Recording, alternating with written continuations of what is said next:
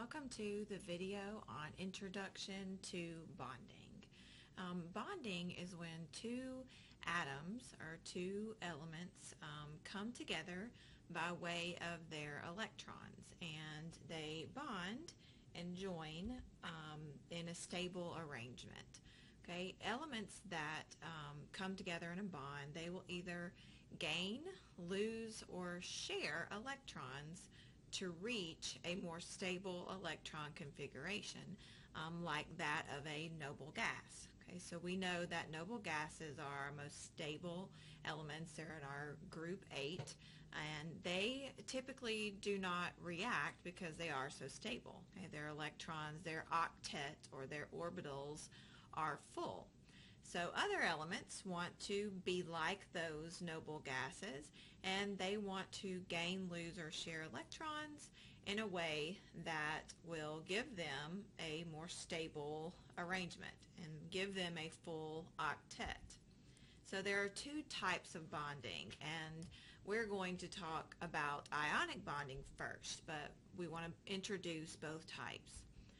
Ionic bonds are results of the transfer of electrons from one element to another. Okay. The second type of bonding is called covalent bonds, and we'll look at those after ionic bonding. But this is the result of sharing of electrons. So the difference here is mainly ionic bonds is the transfer of electrons, and for covalent we have the sharing of electrons between two atoms. Alright, so here's an example of an ionic bond.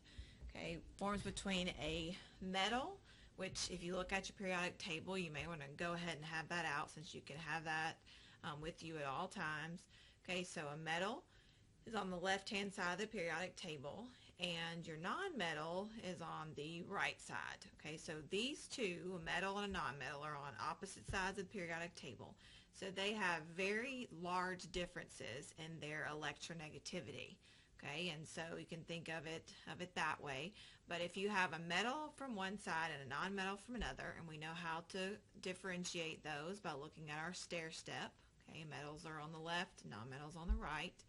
Okay, and when they bond, they're going to transfer electrons. So if you look here, if you take sodium metal, which is in group 1, and then you have chlorine gas, which is in group 7, okay, so opposite side of the periodic table, then these will react to form a sodium chloride or table salt.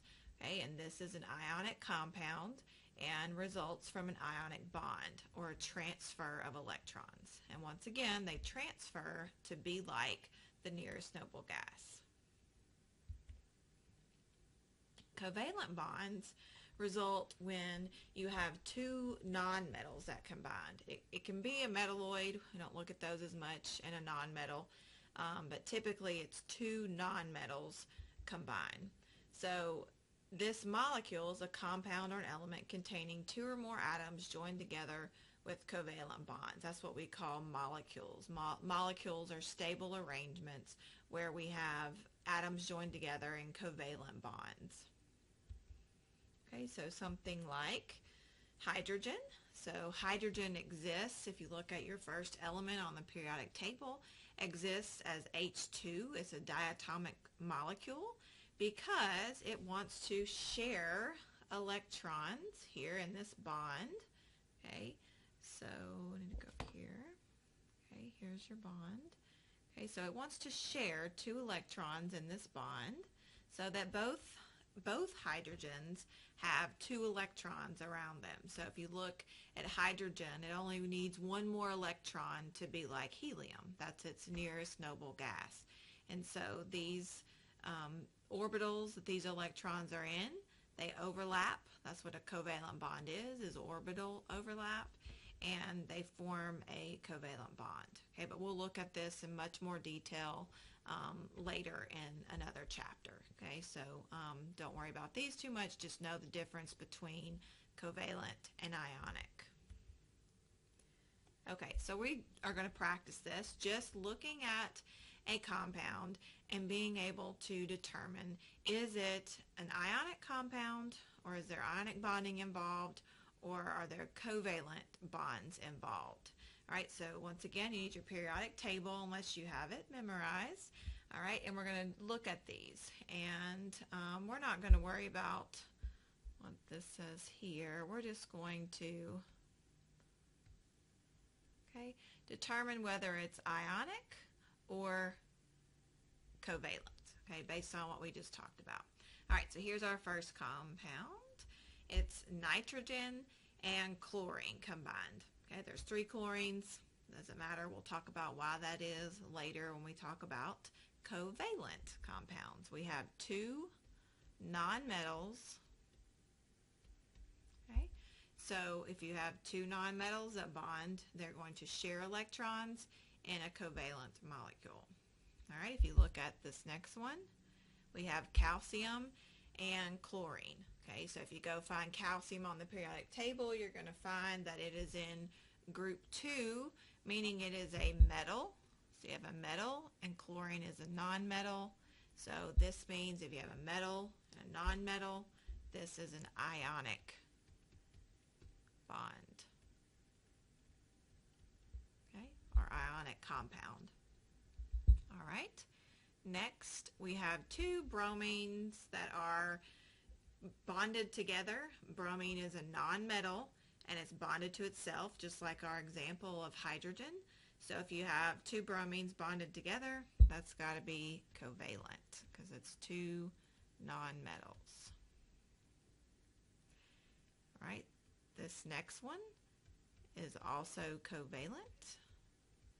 Phosphorus and bromine, if you look at your periodic table, both of those are nonmetals. If you have 2 or more nonmetals bonded together, it is always covalent.